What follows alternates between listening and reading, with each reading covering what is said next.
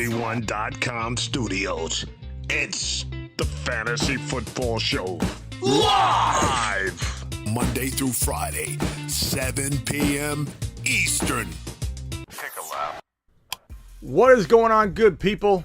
We have a lot to talk about here on the Fantasy Football Show Live. I'm your man, Smitty. Tyreek Hill traded to the Dolphins, and we're left trying to put the pieces together. What do we do with Kelce moving forward in redraft dynasty? What do we do with Patrick Mahomes? Where are we slotting these guys into the ADP if we're trying to predict where these guys are going to fall? Where do we draft them in upcoming mock drafts? We'll probably do a mock draft tonight or tomorrow to kind of get a feel for where Kelce might go now, where Mahomes might fall to. He's surely to fall almost an entire round, as these guys like Herbert and Burrow and Josh Allen will look to potentially be more attractive options walking into 2022. You've got Tyreek Hill falling into at least the second round, but how far into the second round will he fall? Will he fall to 2.5? Will he fall all the way to 2.8? I got some people DMing me saying Hill's going to be better in Miami, and then other people DMing me saying, Smitty, you're all wrong. He's not even a second rounder. I wouldn't touch Hill until the third round. Everyone's all over the map. I'm not saying either one stance is right or wrong, although I'm kind of leaning toward the people that think he's going to be in the third round are almost crazy. But I think he's not a first rounder any longer. How far down do we drop Waddle? If you're on IG, make sure you know that I'm over on the fantasyfootballshow.com, or click the link in the bio and click on the Fantasy Football Show YouTube logo and come on in. Jump on in or watch from afar. It's fine either way. We're going to take a look at where I kind of guesstimate these guys to be ADP wise. Okay, so we're going to break that down in a second. Miami going to be nice now, says Derek. This is true, Derek, but the one question I have for you is, how is Miami going to even make the playoffs? When you break it down, people, it's very easy to say Miami's going to be amazing, Miami's going to be great, but for Miami to make the playoffs, it's going to be a tall order. And I broke it down on my earlier live stream. You literally have the entire AFC West potentially consuming the 3 wildcard spots, meaning that in order to go to the playoffs, the Dolphins have to win the division and beat out the Buffalo Bills and the New England Patriots. I don't know if that's going to happen. That is their best shot to go to the playoffs. Not trying to vie for a wild card spot. Trying to vie for a wild card spot will be near impossible because you have literally, let's say the Chargers win the division. That is my pick for the team that's going to win the division. I think Herbert's going to be MVP.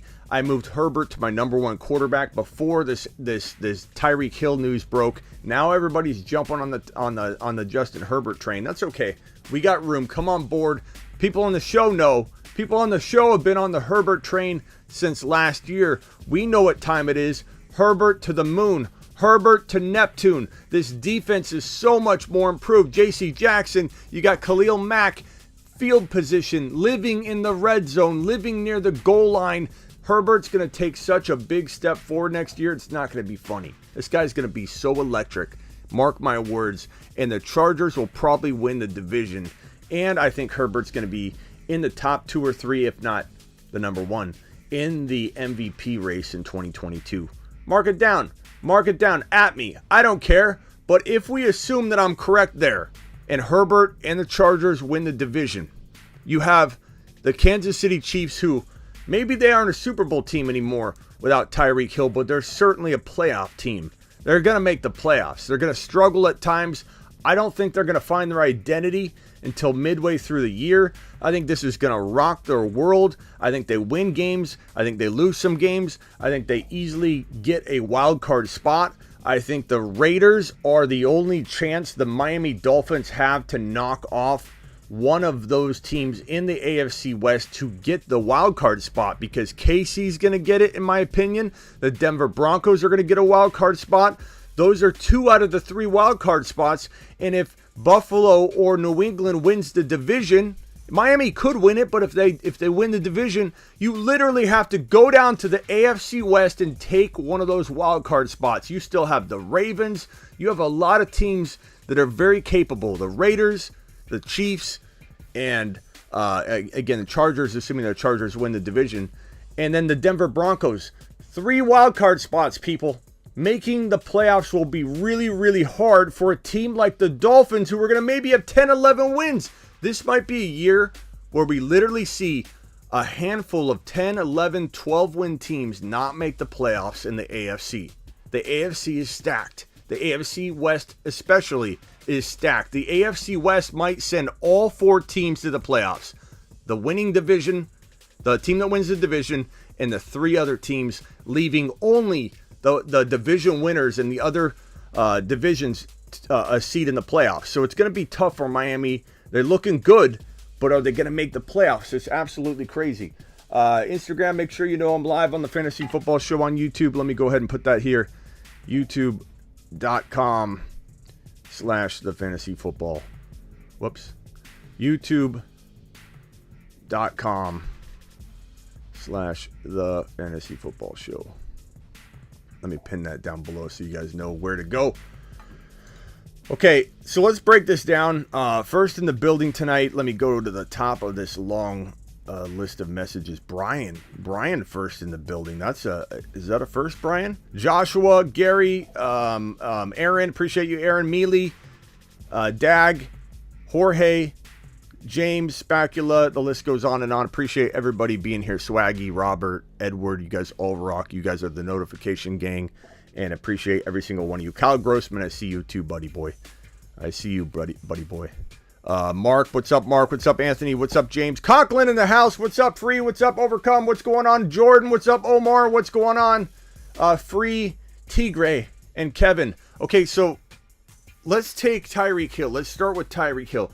Let's start with the highest ranked player in this entire mess that we're looking at. Because let me tell you, this trade is a mess. This trade is a bad trade for fantasy football. It's a bad trade. It's a horrible trade. It may help Kelce. I'll break that down in a second. It'll help Tua. It'll help Juju. But I don't care about Juju and Tua. Like, I hope to have better players than Juju and Tua. I don't care that they're helped in this. Kelce, I do like that he's potentially getting a bump, but did he even need it? Can he even utilize the extra targets coming his way? That's the thing I'm going to break down right now. I know everybody thinks this can help in a lot of ways. It really can't. Mahomes down. Kelce may get more targets, but will he get hurt doing it? Can Kelce even gobble up more targets, or will he just get overworked and injured? You know, Juju's the only one. I mean, Tua, but I don't care. I'm not starting Tua in fantasy. There are 10, 11, 12 other quarterbacks that are still going to rank higher than him.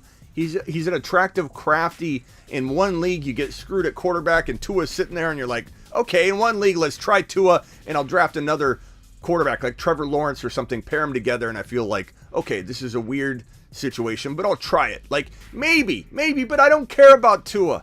I don't care about Juju's interesting, but at the cost of what? Losing Waddle as a top 5 breakout, losing Tyreek Hill as a top 5 wide receiver, maybe getting Travis Kelce hurt, losing Mahomes as a 3rd round pick. Now he's a 4th or 5th round pick, and who knows where. Maybe Clyde Edwards-Helaire sees a bump in value, but maybe not. Maybe he can't stay healthy. I don't know that that's anything we're going to count on. Like, it could be gravy in the mix of everything, but no way are we going to look at Clyde or look at even Mecole. I'm not looking at Mecole Hardman and being like, yeah, you know, he's going to explode. It's just like maybe he's in a way collaterally involved in a bump. Sure. But this is awful. This is an awful trade for fantasy football. No way to spin it any other way. I've had several people come at me and say this is good for Waddle. Are you out of your mind? Take a look.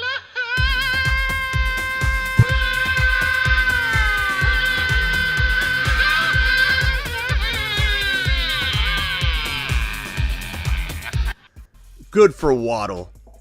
Can't be good for Waddle. How can it be good for Waddle?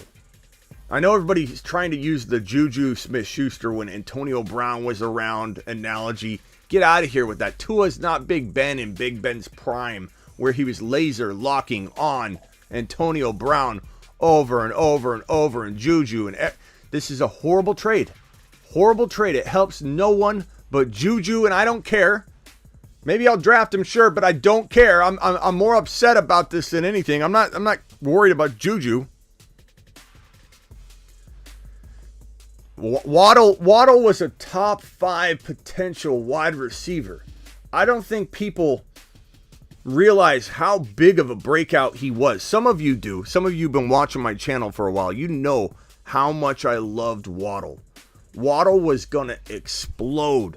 Waddle had 100 and, what did he have? 11 receptions as a rookie? What was his stat line? Look at the stat line. I mean, Waddle, oh, I have it right here. Waddle could maybe replicate last year's numbers. We talked about that on the last live stream. Waddle had 104 receptions. 104 receptions for 1,015 yards, 6 TDs, 1 rushing TD. And while he only had 3 yards rushing, he was utilized in a way that looked crafty. They were clearly wanting to run this kid. A lot like Debo already, and McDaniel wasn't even on the roster. McDaniel comes over as the head coach from San Francisco, part architect and blueprint maker of Debo Samuel's 2021 breakout season. 2021, Debo's role. This McDaniel guy had a lot to do with it. This guy's looking like a genius so far. You may not like what he's doing to the fantasy football values, and he's destroying them.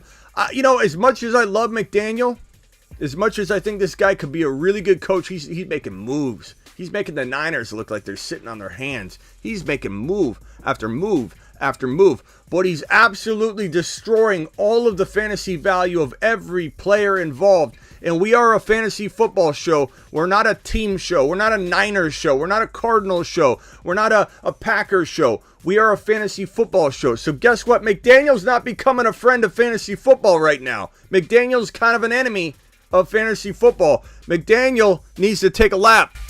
Take a lap.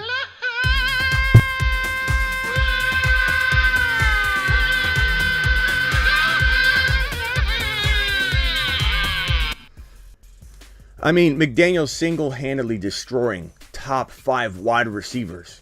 Like, Hill drops out of the top 5, and I'll show you in a minute where I've got him. Waddle drops out of my breakout top 5 to 7. Mahomes drops out of the top 2 quarterbacks. Like, single-handedly, this McDaniel guy's tearing apart fantasy football. He's making an amazing team. He's doing a fantastic job from a football perspective. I'll give him that. But good Lord. I mean, this is crazy. This is crazy. Debo is 40 plus pounds and 4 inches taller, but I agree he would have. Look, guys, you need to chill on the Waddle. Not you, Vamp, specifically, but you guys need to chill on when someone says that Waddle was about to be Debo 2.0. He was. I don't care how big he is compared to Debo or how much smaller he is. You can use a player differently when you run him. Waddle would have been ran all over the place. He would have had probably 200 or 300 rushing yards had Hill not landed on the roster. It doesn't mean you give him up the gut carries like Debo. You give him he drops back -2 yards, quick little turnaround, toss it to him behind the line of scrimmage, and he goes 65, 70 yards. That's what Debo would do a lot of times. Jimmy G would literally throw a -yard pass to Debo, and Debo would be either in the flat or he'd be out wide, step back 1 or 2 yards, catch the football, take it 67 yards down the field. 2-yard slant, 5-yard slant, 1-yard hook, like end around, handoff, a pitch in the flat. Like, there's a lot of ways you could get the football to a guy like Waddle who's not built like Debo. I don't care how many pounds different they are. You give the football to Waddle in a position where he's essentially turning into a receiver right away. He's running like a running back, but he's in a position where he's getting hit by D-backs, not offensive linemen. There's a way to do that. He was on his way to being Debo 2.0. McDaniel was responsible for making and helping Debo become who he became last year in 2021. He's one of the architects of what Debo did. And so he comes over and you're like, great, Waddle's top 5 to 7 to the moon. And Tyreek Hill not only comes over to steal his thunder, not only comes over to take his carries, but to take his receptions, his touchdowns. Like, he's going to bleed out. Waddle's bleeding out a lot of what he's about to have. Not only that, Tyreek Hill is the king of the jet sweep. This is a guy that runs the football like Debo already. And now you've got, from McDaniel's perspective, 2 of these guys, which is phenomenal. And if you're a Dolphins fan, you're excited as can be. You got 2 guys that you can jet sweep all day long. You got Tua, who he's limited, but man, Tua's gonna have enough weapons to be more than sufficient. He's gonna be potentially good. Like, I never thought I'd say this about Tua, but Tua is surrounded by ballers. If you think this is good for Waddle, you are living in fantasy land. Anybody in here that thinks this is good for Waddle, hello, welcome, Dynasty Waddle owner, to the Fantasy Football Show Live. Appreciate you being here. If you truly think this is a good move for Waddle, you are talking yourself into it. This is not good for Waddle. It can't be good for Waddle. The one thing I will say, don't give up on Waddle. Don't sell him low. Potentially buy him low, because Hill is no spring chicken. Hill is, how old is Hill right now? Tyreek Hill. You know, these wide receivers are signing deals that are pretty crazy when you consider that some of them are older. Hill is 28 years old. Hill turned 28 this month in March. On March 1st, he turned 28. Now, granted, Hill probably has 2 years left of playing elite football. Because he's one of these speedy, quick guys, it would not shock me at all if in 1.5 to 2 years, Hill can't stay healthy. Like, I'm not saying it's for sure. It's a what-if game. I get that. But these quick guys with the hamstring injuries, the constant injuries as they get older, let me tell you something. Hill only has one speed, and that's to go full go. When you start having hamstring injuries, you start pulling it constantly. So it would not shock me if Hill started either this year, next year, or at least the third year getting hurt all the time. And so in redraft, I'm not excited because Hill has an opportunity to play healthy all year. I'm not saying that this will happen at 28. I'm not saying it will for sure happen in the beginning of his 29 age season. But I certainly think if you think long game here with Waddle, Waddle's just getting going. Waddle's entering his second year. Okay, so he's still got a ton of time. And if you think about that, if you go acquire Waddle at a place where he's still going to produce pretty good wide receiver 2 numbers, he's not a wide receiver 1. Waddle can't be a wide receiver 1 when you start off your sophomore year right here, needing all these targets, and you have Tyreek Hill come over to absorb in an offense that's going to do a lot of pulling, shifting around, misdirection, run plays. They brought in 2 running backs to go along with Myles Gaskin for a reason. They signed Chase Edmonds, who I don't go after in fantasy football because he worries me. There's no way I'm going to draft this man as the top back. I'd wait and let somebody else take Chase Edmonds, who, believe me, I know him in Arizona. He can't stay healthy. So let someone else take Chase Edmonds early as he's the projected starter. You come in and scoop up Mostert and Gaskin, maybe grab both of them and have a handcuff and wait. Similar to last year, I get a lot of heat for my Sermon predictions when every single time, almost every single time I mentioned Sermon's a breakout, I said cuff him to Mitchell. They are one. Mitchell and Sermon are one. And it's funny, people forget that. All they hear is that I said Sermon's going to be great. I said Sermon Mitchell as a duo will be a breakout league winner. And Mitchell was. I think Gaskin and Mostert won't necessarily be a league winner, but they are one. When you talk about one, you have to include the other. I don't believe Chase Edmonds is the ultimate starting running back in the end once he starts going and either disappointing or getting hurt. I would definitely grab the two together and walk into 2022 at the end of your bench. Like if you're gonna try and play off of this McDaniel knows what he's doing. McDaniel's going to produce. The problem is he'll probably use multiple backs all over. It'll be hard to predict. One will get hurt. Look at San Francisco. They constantly get hurt. They'll probably overwork one of them, and then you got the two to go with. Mostert and Chase Edmonds at some point will both be hurt at the same time for a string of games. That's the way these two running backs are. So Myles Gaskin might be relevant at some point. I cuff him and Mostert, and I hold him on the bench. You're not starting either one of them yet, but they're a good bench cuff to have at the end of your bench. Waddle and Hill, there's no way both of them can be electric. There's no way Hill can be a first-round pick in fantasy. And I think at some point when he falls off and this offense and team is playing well, Waddle reemerges as the number one wide receiver, maybe in his 3.5 year to 4th year. So in Dynasty, buy low. In Dynasty, don't sell low.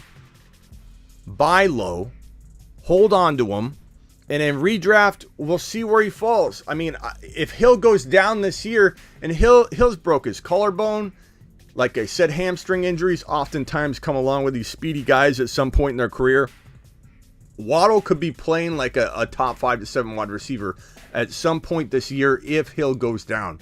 Now, what are you going to play the what-if game and hope that Hill gets hurt? No one wants to wish injury upon anybody, but Hill does feel like he can be a big disappointment here. Like, this move is disappointing in general, and I feel like there's a shot it could snowball into more disappointment with injuries because Hill is no spring chicken. And I don't know that I don't think anybody should be paying him but KC this kind of money because he's changing offenses. Granted, he's going into a system that's going to utilize him perfectly, but Hill's 28 years old. That seems young to a lot of people, and a lot of people think that wide receivers can last till 32. Like, usually entering your 32 age season, that's like where the decline can happen, and elite wide receivers can sometimes go further. But we're seeing this with running backs, and I believe we're starting to see it with the wide receivers too, where it's not 32 really anymore. A lot of it depends on how long you've done it, and Hill has done it so long, and there's so much wear and tear on this man's body, and there's so much concern for these soft tissue injuries for a speedy guy that only knows one gear. He has one gear, and that's fast. and if Deshaun Jackson doesn't teach you anything, one of the fastest players in the NFL, he always gets hurt. And he'll tear his hamstring in, like, not even in a game. It'll be like, oh, he's on the injury report. Oh, he's got a torn hamstring. Deshaun Watson's playing great. And then all of a sudden, like, during the middle of a week, it'll be like, out for the year. And it's like, what did he do? What did he do? I'm just saying that's possible for Hill. Don't expect him to last 4 years at this level. I don't think it's going to happen. And he takes a dip in value anyway. So let's break down where we draft these guys in 2022 redraft. Let's start with the biggest name guy, Tyreek Hill, and go from there. So Tyreek Hill, God, it's so weird getting used to that blue color. This guy was literally like right here, I would say. You've got him a little bit past number 6 overall. You could take him at 7, 8, 9 pretty easily before this trade happened. That's where he lived. Now, you got to think to yourself, you've got Justin Jefferson, you've got Jamar Chase, you've got Cooper Kupp. Those are the top 3 wide receivers in fantasy football. You got Devontae Adams that some people are still going to hold on to as a top 3, top 4 guy. Me, I mean, maybe he's ahead of, I don't know if he's ahead of Hill or not. I honestly, I feel like they're the same now. This is Aaron Rodgers losing his top target and the number 1 or number 2 wide receiver in all of fantasy football. Then you've got Mahomes, one of the top quarterbacks, losing the number 2 or number 3 wide receiver in all of fantasy football. Arguably, he could be. These are 2 quarterbacks that just lost the top option, both top 5 wide receivers in the NFL. This is absolute madness what's going on. Players are getting whatever they want right now. I want to trade. I'm Devontae Adams. Trade me. Okay, there you go. You have what you want. This never happened 10 years ago. Players didn't dictate where they're going. This is the NBA now. And the contracts are guaranteed now. $230 million to Deshaun Watson with 22 pending cases. This is insane. $230 million fully guaranteed dollars. I wonder if there's some legal jargon in there that will come out in the next week or two that relates to his case. I do wonder if we're going to hear that. If somebody digs into the contract and then on ESPN or Rappaport, someone's going to report, hey, it does say in his contract if the 22 cases, I'm totally speculating. I have no knowledge on that at all. But I do wonder if we'll hear something, because $230 million guaranteed to a person facing 22 pending civil cases that, yes, civil cases can't land him on the commissioner exempt list, but he's definitely getting suspended 6 games or more, I would say. Deshaun Watson, 6 to 8 game suspension minimum, if I had to guess right now. Tyreek Hill was the number 6, number 7 overall player. What's up, IG? Make sure you know I'm down here on YouTube. Tyreek Hill, I'm going to say with Justin Jefferson, with Cooper Kupp, with Jamar Chase being the 3 wide receivers that are going in round 1. Traditionally, we don't have more than that going in round 1. However, I am pushing your man Smitty that we look at 2022 different and that we forego going Dalvin Cook, injury prone, shoulder issues, surely to take him off the field at some point this year, not to mention all the other nagging injuries and getting dinged up that happens with this guy. He's literally carried out the field 2 or 3 times a year, or crawls off the field, and you're like, and you know this if you own him, you know this. You hold your breath every time Dalvin Cook gets tackled and you don't see him in the pile, and then he pops up and you're like, thank God, because Dalvin Cook is out for the year at least 2 or 3 times a season for about 5 minutes, and then he comes back running on the field, carried off the field, helped off the field, crawled off the field, put in a casket, nails are all nailed in, they carry him off, they have a ceremony, and all of a sudden he pops out, runs right back on the field. This happens 2 or 3 times a year. You get scared to death he's done for the year. Now, you could cuff him to Madison. I understand that. But I'd still rather draft Madison all by himself and draft Jamar Chase, draft Justin Jefferson in redraft, draft Cooper Kupp. Give me one of those 3 wide receivers over every single running back not named Javonte Williams, not named Jonathan Taylor, maybe not named Najee Harris. Those are my top 3 running backs. I may take Najee and move him below the 3 wide receivers, but that's me. Running back busted in 2021. Running back busted hardcore in 2021.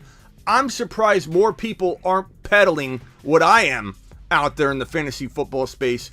I'm surprised more people aren't gravitating toward wide receiver in round 1 when you don't hold a top 3 overall pick. I'm surprised people are willing to take a chance on King Henry. Like, it's funny, there's always, it seems like a casual, I'm sorry if you feel this way, I don't mean to disrespect you, but it seems like a casual usually makes this comment. If you like King Henry in the top 4, I'm not calling you a casual in my show, in my community. You know I love you. But it seems in my comments somewhere from a random person I've never recognized before, a casual comes in when I'm like, hey, is it JT? How you feeling about Javonte? We're all thinking Javonte season's here, and some casual drops a, if healthy, it's King Henry. We know that. If healthy, it's King Henry. That's the problem. Okay? This isn't where you get to draft when you find out what's going on with them, or you get to test them out. And if things don't go right, trade him back in for another player. That's all part of it. You can't say if healthy. I hate that. If healthy, I like him. Or if he gets traded, then I like him. If Devontae Adams plays with A-Rod and A-Rod comes back, then I like Adams. Like, you've got to predict these things before they happen. That's the whole point in having the conversation. So, as it stands right now, King Henry is a huge injury risk. He is not worth taking over the top 3 wide receivers. And before Adams got traded to the Raiders, he was in there too. Before Hill got traded to the Dolphins, he might have been in there too. I could have argued before these 2 top 5 wide receivers got ripped and raptured from fantasy football top 5 greatness. I can't believe, I feel like this is a dream. I feel like I'm going to wake up tomorrow and be like, whoa, and go on the show and say, guys, I had the weirdest dream. Devontae Adams got traded right after Aaron Rodgers almost didn't return to Green Bay, and he finally said, I'll return to Green Bay. and he knows that Adams is going to go to the Raiders. I had this weird dream. And then after that, Tyreek Hill, out of nowhere, wants to not play football with Mahomes anymore and go to the Miami Dolphins where he's going to get less targets. It's a dream. This feels like a nightmare. It feels like a nightmare.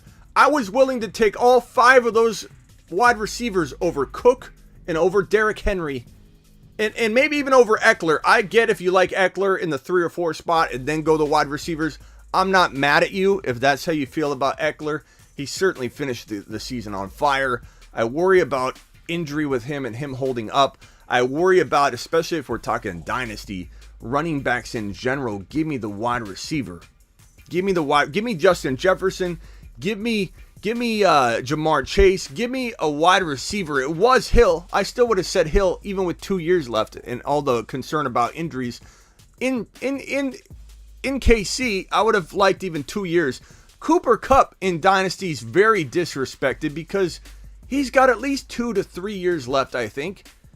At least 2 to 3 years. How old is Cooper Kupp? He's a little different than Tyreek Hill because he's not as at risk. He's 28 as well. And he's turning 29 in June. I give him 2 years. I give him 2 years, and even though Hill is a year younger, roughly, I give Hill 2 years. I give Cooper Kupp and Hill the same amount of time. And that might seem crazy to some people, but I don't think it's crazy. Even with Cooper Kupp being a little less than half a year different or whatever. Let's see. Kupp is, so like, I don't know, I guess it's almost a year. It's like he's like 9 months older or something like that. Even with being 9 months or so older, I like Kupp as much as Hill. I think Kupp can survive for 2+ years, 2 to 2.5. Then you trade him like as the second or third year begins. But in A.J. Brown, like someone used A.J. Brown, let me tell you, when you talk about A.J. Brown versus Cooper Kupp in Dynasty, I don't think they're that far apart because A.J. Brown has already suffered a lot of injuries and nicks and been banged up, and I'm not sure that I trust him to last longer consistently. Like, he might be relevant for 5 or 6 years, but will he have a couple years where he keeps getting banged up? How are his knees? His knees feel like they're always kind of a concern. Would you rather have Cooper Kupp in Dynasty or A.J. Brown? Are you playing for 3, 4, 5 years down the road? Or do you want the number 1, number 2, or number 3 wide receiver in Dynasty for the next 2.5, 3 years? Because Cooper Kupp has at least 2 years left. Maybe you trade him at the beginning of his 3rd year before a decline happens. That's a long time. Everybody playing for 5 and 6 years down the road is playing for last place. Or at least, at the very most, 2nd place. You're not playing for 1st place when you keep thinking 6, 7, 8 years down the road. Keeper, you're taking Kupp 5th or Javonte 8th. Javonte in a heartbeat, Jacob. Because Javonte I draft over Cooper Kupp in a redraft. In a dynasty, in both. Javonte's in my top 2 to 3 overall in every format, and he's a later keeper. It's not even close, bro.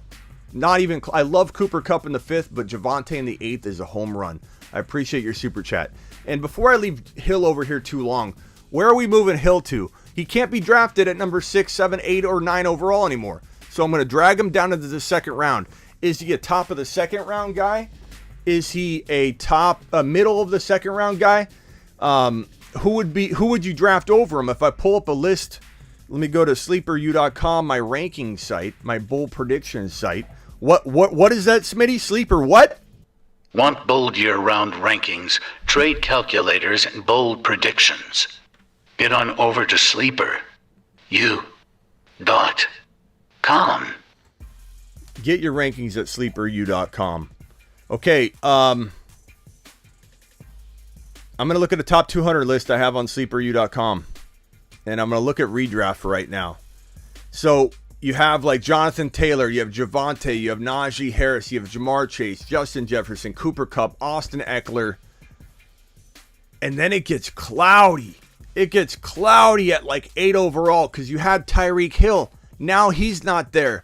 Deebo Samuel, do you trust him to stay healthy? Are they going to use Ayuk more, that's tough to take him at 7 or 8. I like Debo at the turn. If you've got the 12 and 13 back-to-back picks, I like Debo there. But now that Adams has been kind of bumped down, now that Tyreek Hill might be bumped down, I don't know if I can put Debo right there. Dalvin Cook, I don't want any part of Dalvin Cook as my first drafted player. I'd take him at the turn maybe. I'd take Henry at the turn maybe. Henry's not last into the turn. Cook probably won't last, but has more of a likelihood to fall than Derrick Henry does. But I'm fortunately not going to have much of a problem of having to take Dalvin Cook or Derrick Henry, because most likely no one's going to let him fall to a point where I draw my line in the sand. And I talk to you guys about the line in the sand all the time. The line in the sand is essentially where a player turns from bad to good. So if we're talking about, let's say, the round 1 or round 2, and let's say we're talking about let's use Tyreek Hill. So Tyreek Hill at 1.5 no longer is good. This is a no-go zone. Where is my line in the sand where Tyreek Hill flips from bad to good? So here's the bad. So no-go zone. And then right here, when he flips into this, let's call it 2.5, let's say, that's where it's a positive area to take Hill. I could take Hill anywhere in this zone right here. So from 2.5 on. So my line in the sand for Derrick Henry, it's tough to say.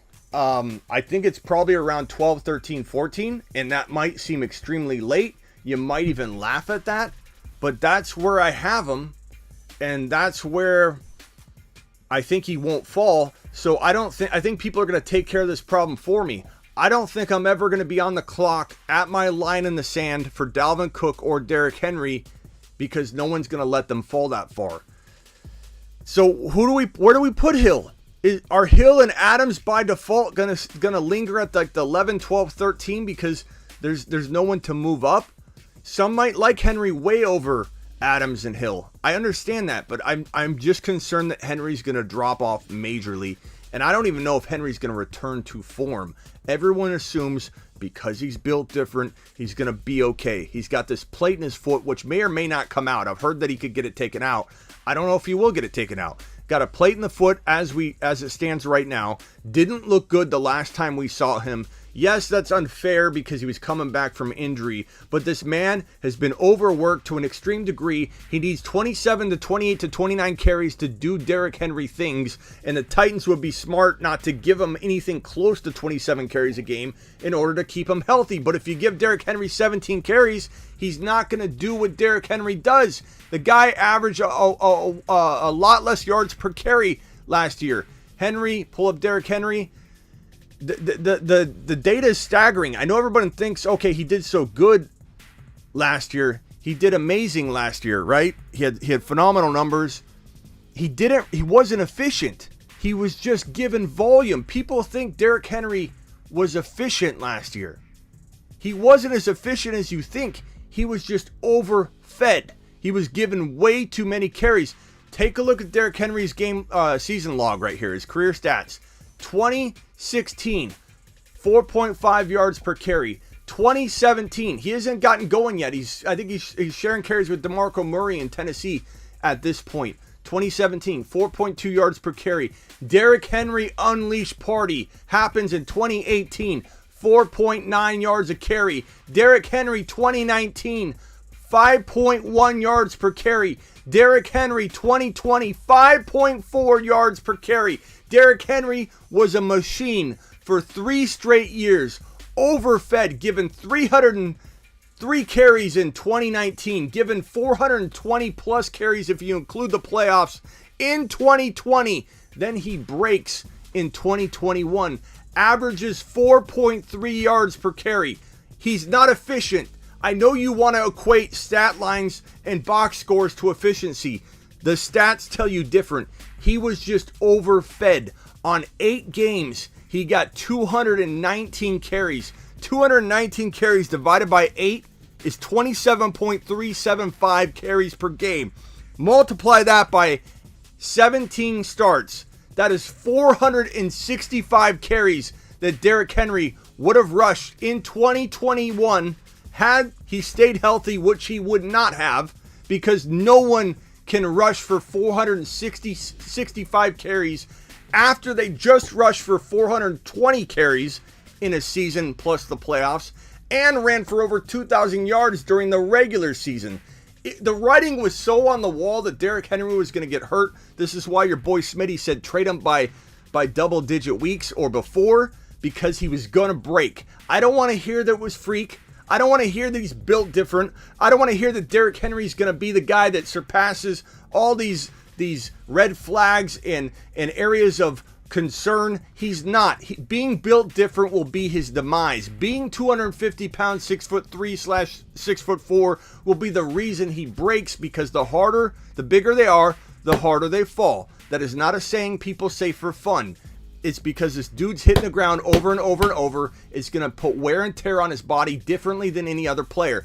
4.3 yards per carry last year is a very telling sign. That drop off is massive. 4.9, 5.1, 5.4, in 2021, 4.3. So Derrick Henry's line in the sand is at the turn at 12, 13, 14. So where do we put Hill? I honestly, I'm still digesting this, guys. I don't have a full-blown answer for you. I'd be reckless to just come out and say, this is it. This is all. Like Adams, CeeDee Lamb, A.J. Brown, Stephon Diggs, DeAndre Swift, Christian McCaffrey. Who's trusting McCaffrey at this point? Travis Kelce gets a bump, but are we worried about Kelce getting overworked? Can Kelce even handle more work? Everybody seems to think this move, Tyreek going elsewhere, is going to help Kelce. Will it? Is part of why Kelce was so good is that Hill was all over the field and no one could really focus on where Travis Kelce, was on the field? Will Kelce actually have better numbers? I know Juju, everybody likes Juju, but I'm not. I'm excited about him a little bit, and I think he could maybe produce high-end wide receiver 2 numbers. But I don't know about wide receiver 1 numbers. Waddle top 10, Jack, only if Hill gets hurt. Or he could be borderline 10. I won't say that's crazy, but I think, Jack, you're the one that said that it's better for Waddle. It's not better for Waddle. Putting Waddle at top 10 is not better. He was a top 5 to 7 breakout, so he's definitely taken a knock to 10. I'm okay with 10 to 14. But that's a downgrade, Jack. That hurts him. He was top 5. Waddle was on his way to top 5. Now he's not. Top 10, I mean, it could happen. It could happen, Jack. Man, this is crazy. Tam says put him at 16 overall. So 12, 13, 14, about right there. Does anybody like CeeDee Lamb over Lamb or Hill? Does anybody draft CeeDee Lamb over Hill? I'm not saying you should. I'm just asking. I want to know where people value Hill. Does anybody feel like... I'm looking at the wide receiver rankings right now. And even though I want to bump Hill and Adams down, there's only so far you can bump them down. I don't think you bump them past Diggs. DK, he's got a horrible situation. Hopkins is injury prone. Mike Evans, I mean, we're going way too far down. CeeDee Lamb, Waddle... And then it's Debo. I mean, you have no choice but to go Javonte, Justin Jefferson, Cooper Kupp, and then maybe Debo, maybe CeeDee Lamb, maybe not yet. It's Adams and Hill. Like, they're gonna be 5 and 6. They kind of have to be. But it's not good. Like, it's tough. I mean, 5 to 6, to get a 5 to 6 wide receiver around like 2.2, 2.3. I guess that's okay. Mahomes was a 3rd rounder. Mahomes now, what, 4th or maybe 5th? Maybe end of the 4th to the 5th. Travis Kelce was a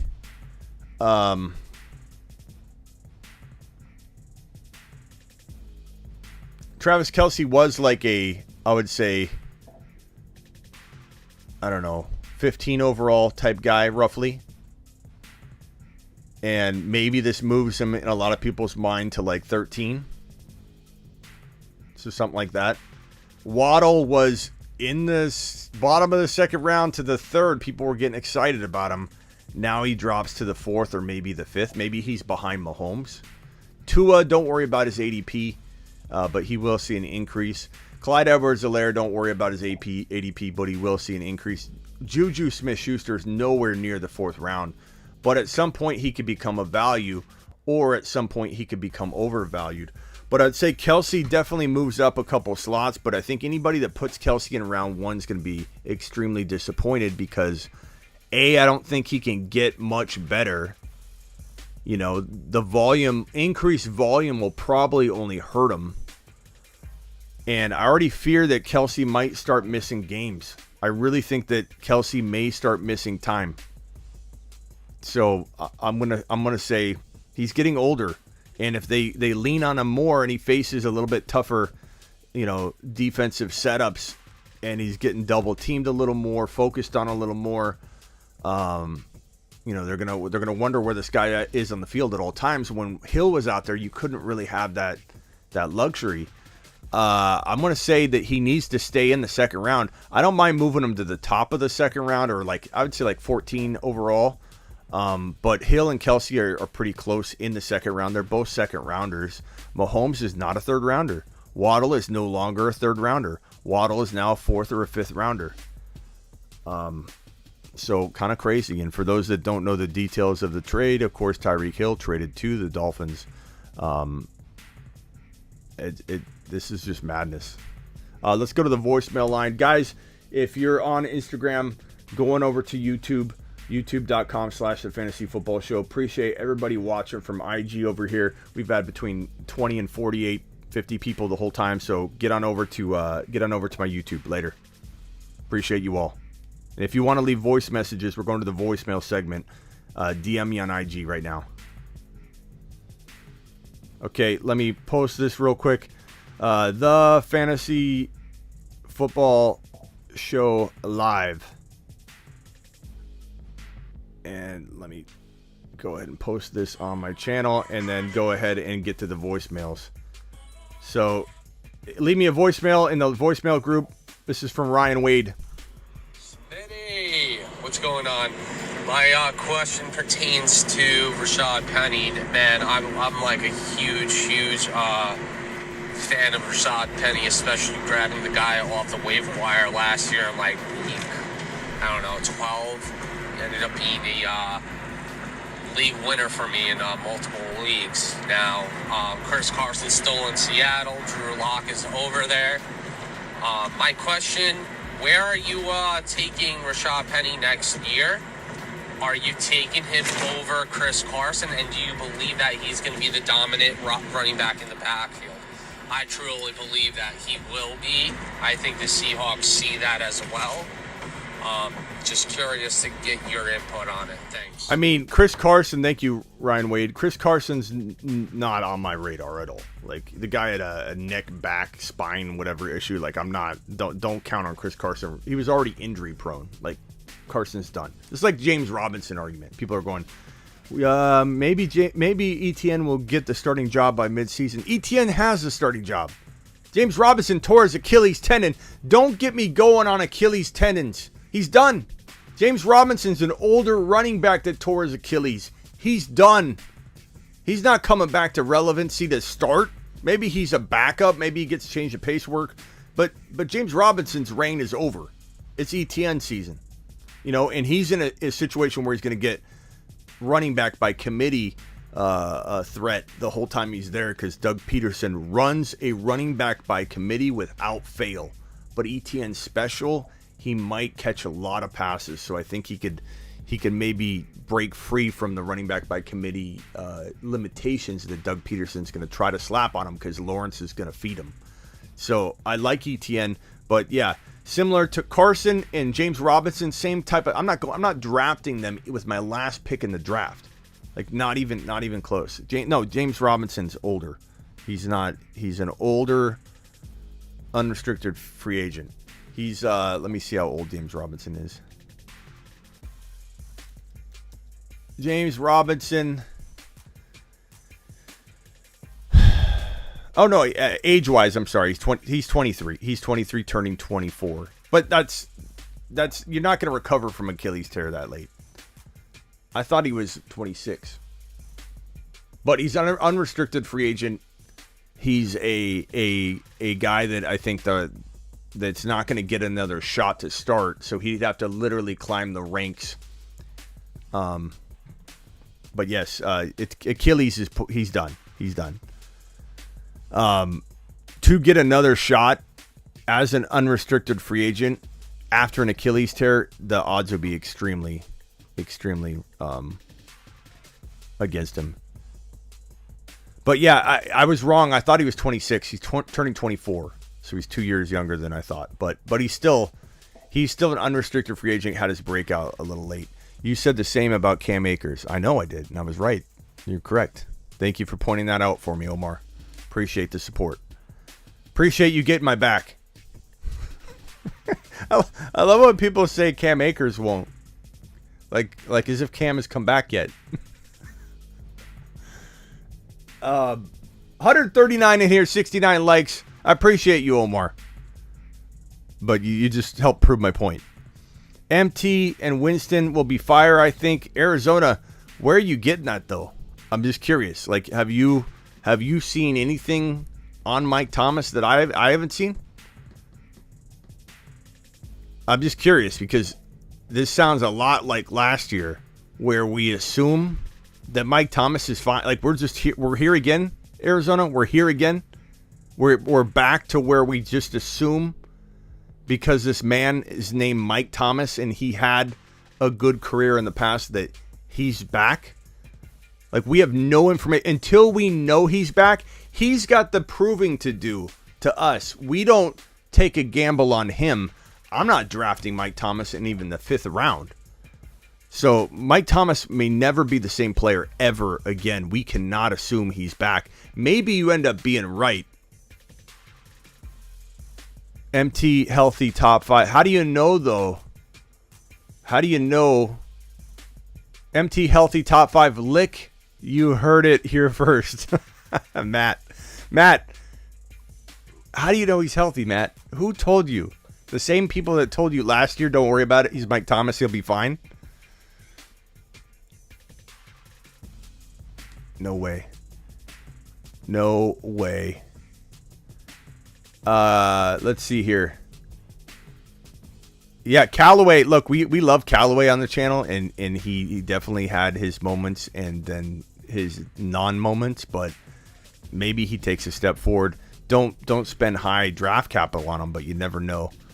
ETN running back 2, low end with upside for huge running back 2 numbers, but you got to buy him as a low end running back 2. That's the whole point. That's the key. Hey, Smitty. One more question for you. Ryan. This pertains to the Robert Woods trade. Do you really think they even got return value on that for a 6th rounder? I know the guy's, 30 years old. He had an ACL tear. But at the end of the day, like, a lot of these guys, rounds 4 through 6, they've had previous ACL tears, and it seems like they kind of just replaced him with Allen Robinson. So to me, the way I look at it, I feel like they didn't get much of a return value. Do you feel the same way? And, how do you feel about Robert Woods next year? Is he a wide receiver 2 or is he a wide receiver 3? Is this somebody you could see see us actually playing? Or, what's the temperature on it? Robert Woods, I'm not high on Robert Woods coming off an ACL tear. Changing teams, changing playbooks, recovering from an ACL tear. Look, there's a reason why you heard nothing about Winston going to another team. When Watson was potentially going to go to New Orleans, it was on the table. Winston sat back. He didn't say, well, screw this. I'm going to go look elsewhere and find a team that wants me, as their first choice. I don't want to be somebody's second choice. Winston didn't care about that. Winston had recovery that he needed to focus on. He didn't want to focus on learning a new playbook, trying to compete while he's recovering from ACL surgery. He literally wanted to keep things simple and focus on recovery and be in a familiar setting so that he could have that one goal be just getting better. What's up, Mark Cleveland? Appreciate you being here, pal. Same thing for Robert Woods. He's going to a new system. He's got to learn the new system. Transitioning as a wide receiver is never easy for a wide receiver. It's just not. It could be a struggle. Sometimes people have done it. Some players have had great first years, but it is a struggle. Okay, Tyreek Hill will probably do well because of the components involved. The fact that McDaniel uses a guy like him so well. Like, that could be good. That could be a good year for him. You know, I think Hill takes a dip, but maybe still very much a second-round potential guy in the system. I don't know about Waddle. Waddle could get hurt way more than Tyreek gets hurt because Tyreek's going to get fed. Waddle was going to get fed. We hope he's still fed.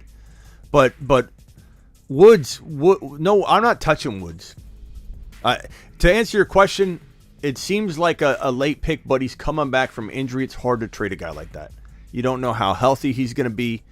I wouldn't even draft Woods, but like as a bench player. He's not a wide receiver 2. I see Aaron says wide receiver 2. Not in fantasy, bro. Not coming off the ACL tear. If he didn't get hurt, he probably would have been traded for like a 3rd or a 4th rounder, which still seems like low value, but that's the way these teams overvalue draft picks. If I was a GM, other than like quarterbacks, if I was a GM, I'd be trading all the time because you could acquire some of the best talent in a trade for 2nd and 3rd round picks. Like Barkley, I don't like Barkley at all. I wouldn't bring him over, but I'm just giving you an example. They were talking about a 3rd or a 4th round pick for Barkley. Like, it's crazy. Christian McCaffrey, his contract's so big that he could have been traded for a low amount of like a real disrespectful draft slot. You know, it wouldn't have been a 1st rounder. So trades are weird in the NFL, and if you know what you're doing, you could take advantage. Hey, Smitty, it's Tyreek. You probably touched on this on your stream on Tyreek Hill's trade. What is this going to look for Patrick Mahomes and the future of the Kansas City Chiefs, in addition to the additions to the Miami Dolphins? Who do you think we should avoid now from the Kansas City Chiefs and or Miami Dolphins? Thanks, pal. I'm not avoiding anyone that was involved in the trade or affected by the trade. I'm not avoiding Tyreek Hill. I'm not avoiding Mahomes and not avoiding Kelce. You know, obviously Kelce could get a bump, but I think Kelce could backfire. He could get hurt. He could get overworked. He could get double teamed. Like Tyreek Hill took attention off Kelce. I don't know if Kelce can get better. I think Kelce could only potentially get spied on and double teamed. You know what I mean? Like, so I'm not even sure, but I'm not avoiding him. I'm not avoiding Tyreek Hill. I'm not avoiding Waddle. But I'm certainly giving Kelce no down tick, but I don't know that I'm bumping him as much as everybody else is. I just fear that injury. Hill, I give him a round bump, but not like a whole 12 picks. It's more like, okay, he was at the bottom of round 1. Now I bump him into 2, and I feel comfortable as Hill is my 2nd drafted player. Waddle may have dropped 2 full rounds, and that could be good. And because of that, Tyreek, I'm not avoiding Waddle. I'm probably scooping up Waddle in tons of leagues because the more I digest it, the more I feel like we need to look at the positives in Waddle's new ADP. Like, at some point we got to stop complaining. At some point we got to buck up. At some point we got to like tough it out and say, look, it is what it is. Like, put our big boy pants on and let's get to work on whether Waddle is worth it now in the end of the 4th to the 5th or 6th round. Like, if Waddle falls to round 5 and you can get Waddle as your 5th drafted player, game on. Okay? We need to look at this from that perspective. We can't change what happened. We can cry and gripe and complain. And I think we deserve to have a 12-hour period of digesting this and being a little upset. But starting tonight, starting tomorrow, starting right now, it's time to accept that Waddle needs to be looked at as a 5th rounder. What does that mean? Does Waddle now hold better redraft value than before? Like, would we rather have Waddle in this situation and costing a 5th or a 6th rounder, or would we rather have Waddle in his previous situation where he's the lone wide receiver and maybe climbing into round 2? By August, he might have been at 2.11, 2.12, and that's a high price tag. That gives him less upside in a way. So I kind of like Waddle right now, because if Hill goes down, and Hill is such a hamstring worry and injury concern, and he's changing teams, I like him in round 2. As I said, I like Hill in round 2 as my second drafted player, but I still like Waddle. If Waddle gets in there and Hill can't stay healthy or something, it's a big what if, but he's one of those speedy guys that's going to suffer hamstring injuries at the tail end of his last 2 or 3 years. I mean, that's what Deshaun Jackson couldn't shake, the hamstring injuries. And when you're this quick, when you're as quick as Tyreek, it does get to you near the ending part of your career, and it can gobble up your last 2 or 3 years when you should be skill wise still there. So I'm just saying, in Dynasty, I'm not running from any of these guys. I'm more so interested maybe in Juju. We'll see where his ADP is. He's nowhere near the 4th round, so we put Juju there. We're not sure where we're going to rank Juju.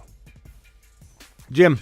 Hey, Smitty, I know this has been a particularly crazy offseason with free agency and trades and everything, but do you see this being a trend into the future, and do you think that could maybe change the way Dynasty Fantasy is played? Instead of looking 2 or 3 years into the future, do you think they'll maybe go to a win-now approach? Well, that's what I've been trying to tell people, that you should play for 1 to 2 years, 1 to 2.5 years, not 4 or 5 years down the road. So many dynasty leagues crumble after 2 or 3 years, especially if you get in these leagues with people that you know, they don't know what they're doing, and they end up mortgaging their future, and then they quit the league, you know. So yeah, I do think it could tweak that, but I also think what we're looking at is guaranteed contracts moving forward. These guys are setting a precedent. They're setting the bar. $230 million for Deshaun Watson when he's going to be suspended 6 to 8 games this year, and has 22 pending cases, and really no guarantee that other cases won't come forward and be filed against him. This is not a class action where this is all encompassing, get on board now or you can't go after Watson in the future. This is not a class action. He could have somebody that's in the shadows right now watch somebody get paid, and now that he's getting paid $230 million, he'll probably settle for a higher amount just to get this out of the way. And if somebody didn't come forward earlier and sees that they could get $2 million by coming forward, we could be right back in this boat. So just keep that in mind. I know Tyreek Hill is Tyreek Hill, and I know Patrick Mahomes is Patrick Mahomes. But I think you can make an argument that all 3 other AFC West teams are now the favorite over the Chiefs. What do you think? Yeah, this was earlier. It was a good take, and I think that, like I said earlier, it's the Chargers winning the division, in my opinion. It's Herbert's season. Herbert MVP of the league. I think KC grabs a wild card spot.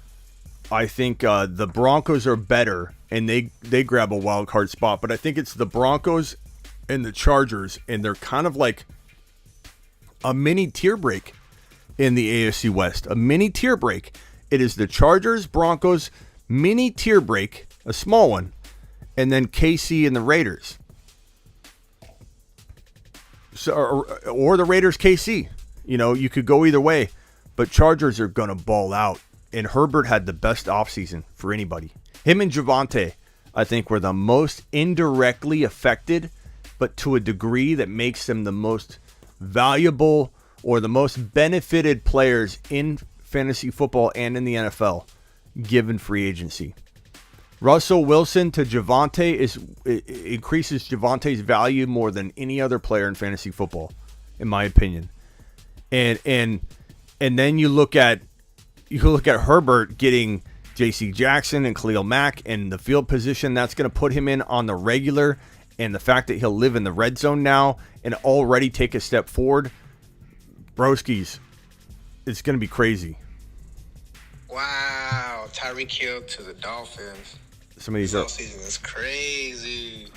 They bring in obviously Mike McDaniel. This is reported by Ian Rappaport. Yeah, I'm not going to play all these older messages because I'm not sure if you guys are just trying to break the news and I don't really... Hey, Smitty, it's Tyreek. How's it going? I'm not sure if you got to this question earlier, but I'll ask it again. It's regarding the running back crowded situation in Miami with Salvon Ahmed, Miles Gaskin, and Chase Edmonds. You presume that it might be a running back by committee, or there's going to be a single player that you think... So I definitely attacked this already, Tyreek, so definitely listen to my answer. But in general, I avoid Edmonds, who's slotted as the number one. I think he can't stay healthy. He couldn't stay healthy here in Arizona, so I know it very well. And I cuffed the two together. Mostert and Gaskin could be very valuable. And then my other one was, how much does Michael Pittman increase from Matt Ryan? Okay, and then this first part. All right, I have two. Does Robert Woods going to Tennessee have any effect on Ryan Tannehill? Or does Robert Woods increase, or how does that work? And then does... And then Matt Ryan. So Woods, I'm not... ACL, changing teams, not too worried about him. I think Matt Ryan does help Pittman. I think Pittman probably becomes a really decent or excellent wide receiver 3 and maybe flirts with wide receiver 2 numbers, but draft him as a wide receiver 3. Prime says Herbert will have a bad game script this year if they are ahead 90% of the time.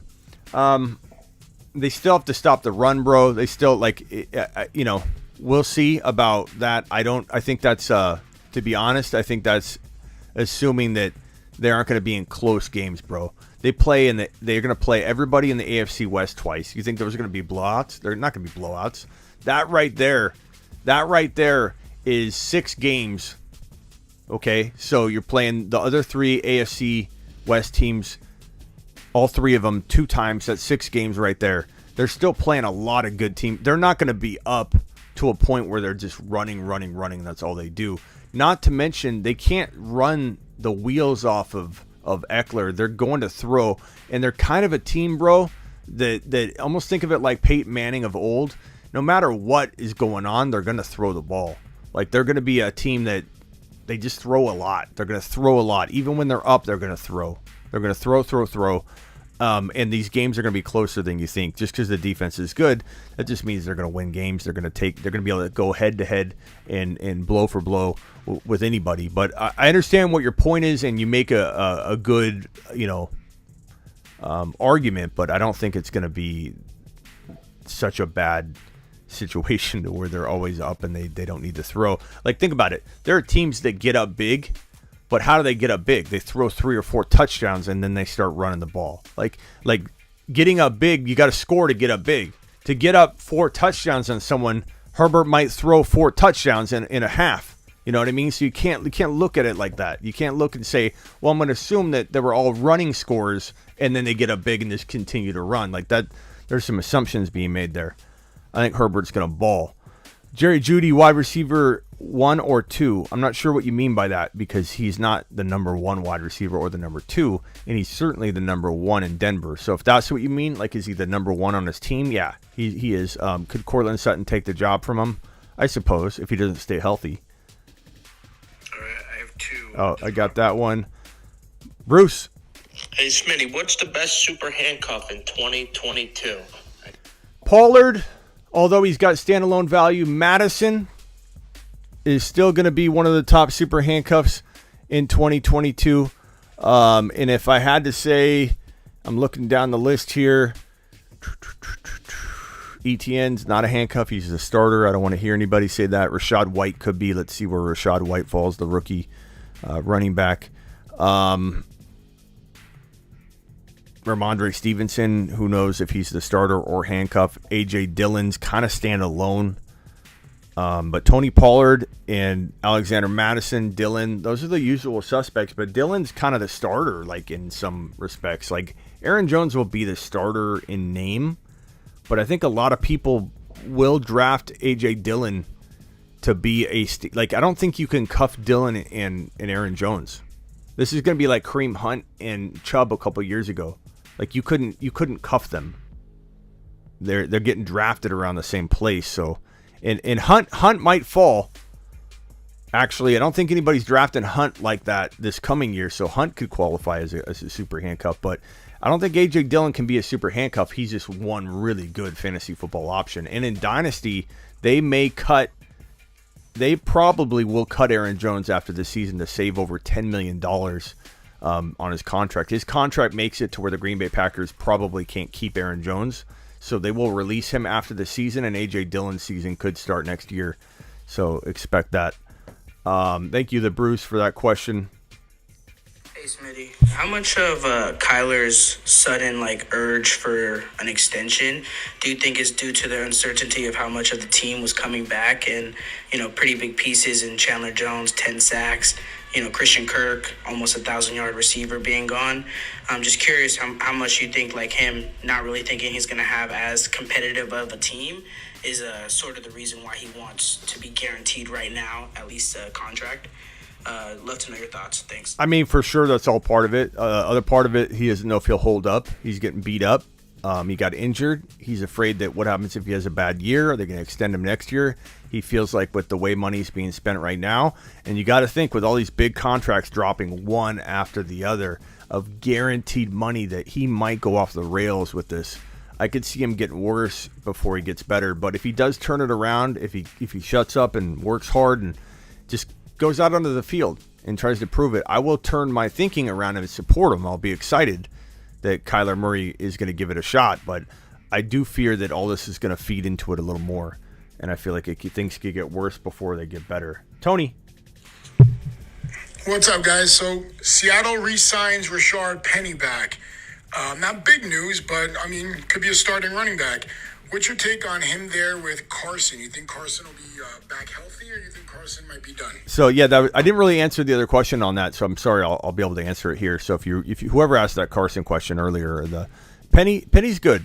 Penny's good. He proved that he's really, really elusive and good last year. The problem is they don't have a quarterback, so I'm going to bump down Penny from the expectation level I would have if he was re-signed under Russell Wilson's reign. So now it's I don't know, running back 3. I don't think I could trust him as a running back 2. I don't think I can right now. I think he's got the upside, but I just can't. I can't do it when you're talking about such a big hit. Hey, Smitty, with Kyle Pitts now getting Mariota, how does this affect his fantasy value? Also, how does it affect Cordell Patterson with him in the future and in 2022? I think Patterson does okay, but maybe not for a whole year. We maybe see the same kind of Patterson from time to time or for a string of games, maybe the beginning four games or the first month and a half, and then Patterson falls off because he's not a young guy. He's already had a lot of time to prove it, and maybe he just can't hold up under that usage. I think Patterson will be good and bad. Kyle Pitts, you can't love it for Kyle Pitts. We were hoping for Watson. It would have put Kyle Pitts on the top 25 overall players for redraft map. He would have literally been 24-25 turn capable. You would have drafted him as your third drafted player at the top of round 3 if you had that number 1 overall pick and then you had the 24-25 turn picks in the second and third round. You could literally take Kyle Pitts there with Watson. Now, maybe it makes Pitts a sleeper.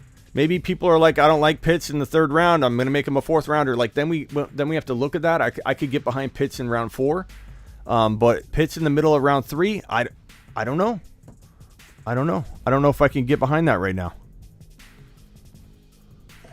Yo, Smitty, can you talk a little bit about if Marcus Mariota has any fantasy value now that he signed a 2-year contract with Atlanta? And what does that do for Kyle Pitts' value now that he has Mariota as a... Hey, Smitty, with Matt Ryan being traded to the Colts, what's JT's value going to look going to 2022? Back on top. He's the man, the myth, the legend. Expect big numbers. Ryan Wade, appreciate you. Tyreek, appreciate you. Jim, I think I got Jim's. Hey, Smitty, I know this has been a particularly crazy offseason with free agency and trades and everything, but do you see this being a trend? Yeah, I already got that one. Last question. Hey, Smitty, dialing in from the UK. UK! I want to make a trade with Pitts. I have Andrews, and I want to know what I can add to Pitts to move for somebody like Javonte. I've tried 1-for-1, and it's been rejected. You want to trade... What is it? I want to know what I can add. I want to make a trade with Pitts. I have Andrews, and I want to know what I can add to Pitts to move for somebody like Javonte. Oh, Javonte. Okay. Yeah, I don't know. I mean, without a quarterback, And there was a comment in here, Malik Willis. If Malik Willis could land in Atlanta, that would be phenomenal. But you got to keep in mind the draft order. The draft order has changed since the trades. Let me see if I can get the draft order on screen here. I should have it right here. Hold on. And then there was another trade today, so we gotta keep into account that trade. But let me put the draft order pre-today. This is before today began. So we have that Kansas City deal that we have to keep in mind when we look at this. But here's the draft order as of before that trade. Jaguars, Lions could take Malik Willis. It's possible. The Jets aren't taking him. The Texans could take him, but I don't know if they will. They may. The Texans may say, we're building now. We'll go ahead and grab him. The Panthers are not letting Malik Willis fall past number 6. So the Atlanta Falcons aren't going to get him at number 8, in my opinion. They'd have to move up to the Carolina Panthers 6 pick, or they'd have to move up to the Jets pick at 4, or the Giants at 5, maybe 2 or 3. Malik Willis, in my opinion, goes in the top 6. So it's going to be unfortunate. If Pitts can get Malik Willis, Pitts could be back in the same rough area as he would have been had Watson landed in Atlanta. So Malik Willis is the key to Atlanta rebuilding. If they can move up and get him, it will be an amazing move. If they don't, it won't be. And I don't know that I think Mariota is going to do that well.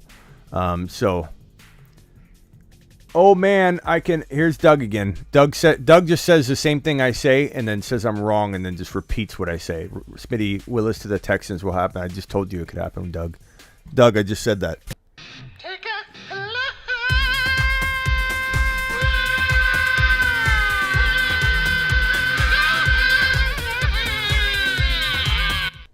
Poor Doug.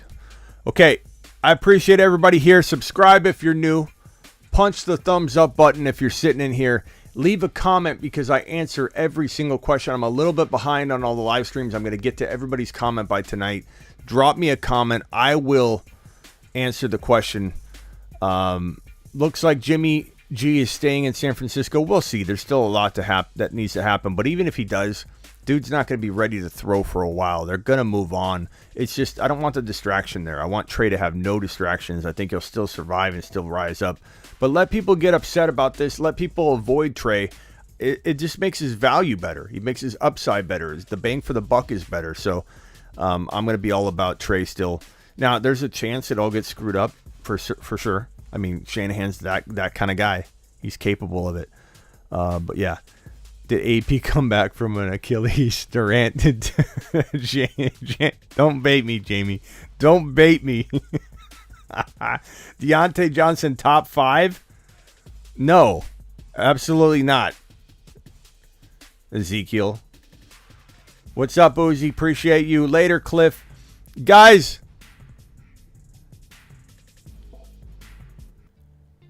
Subscribe if you're new.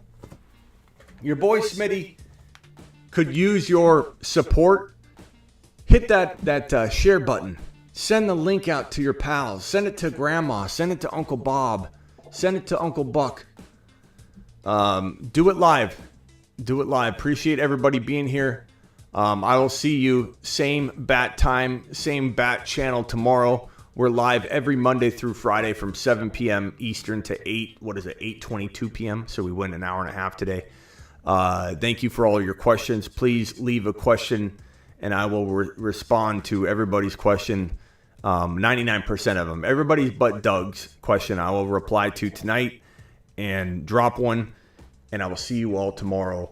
I hope all of you can survive this freaking Tyreek Hill trade as best you can. Appreciate you.